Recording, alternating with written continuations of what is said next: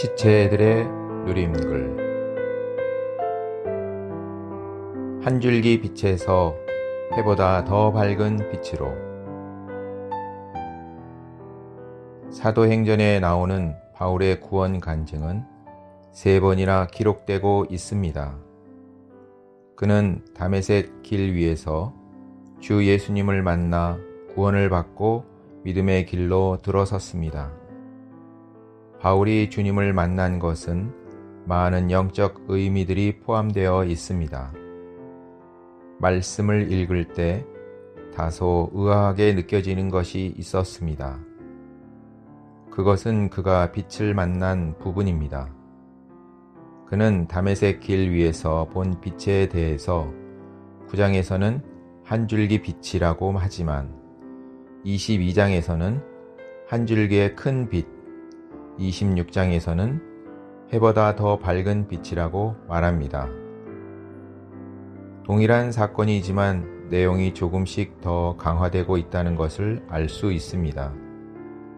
즉, 한 줄기 빛에서 한 줄기의 큰 빛으로, 다시 해보다 더 밝은 빛으로 강화되어 기록되고 있습니다.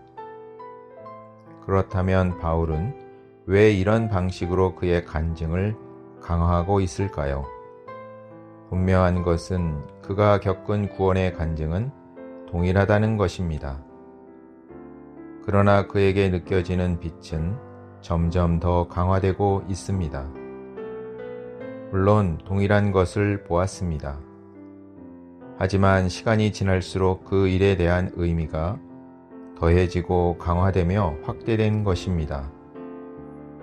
그의 구원은 다메섹 길 위에서 호련히 하늘로서 빛이 그를 둘러 비춤으로 시작되었습니다. 그는 땅에 엎드러져 사울아, 사울아, 내가 왜 나를 박해하느냐 라는 음성을 들었습니다.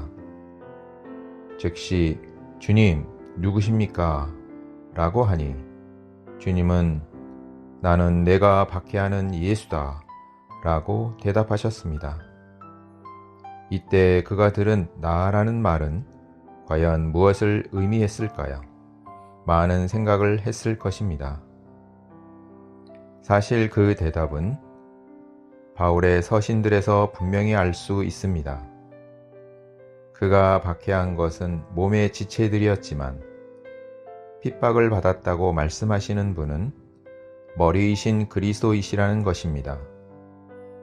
몸과 함께한 머리이신 그리스도가 박해를 받으셨기 때문에 그리스도는 나라는 용어를 사용하신 것입니다.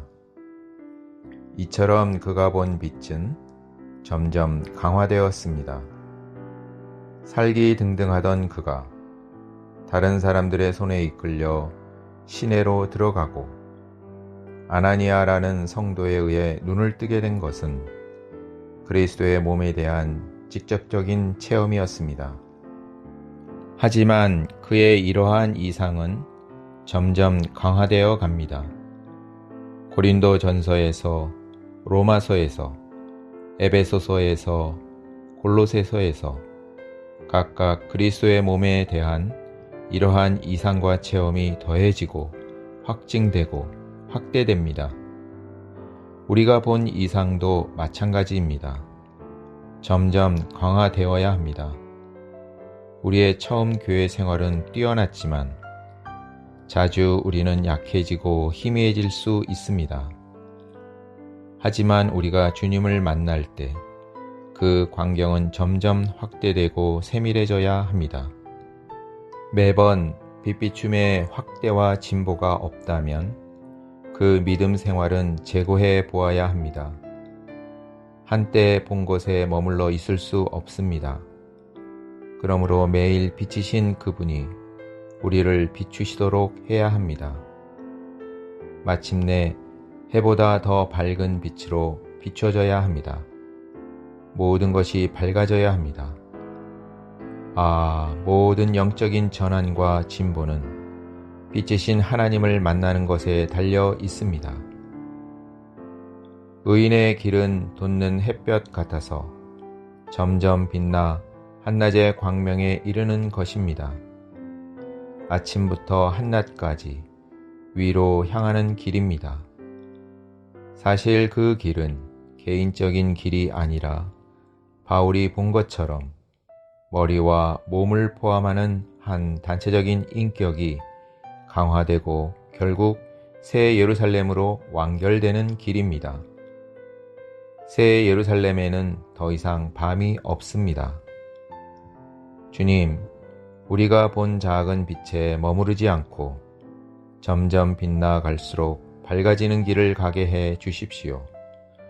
결국 해보다 더 밝은 빛으로 우리 존재 전체를 비추어 주십시오.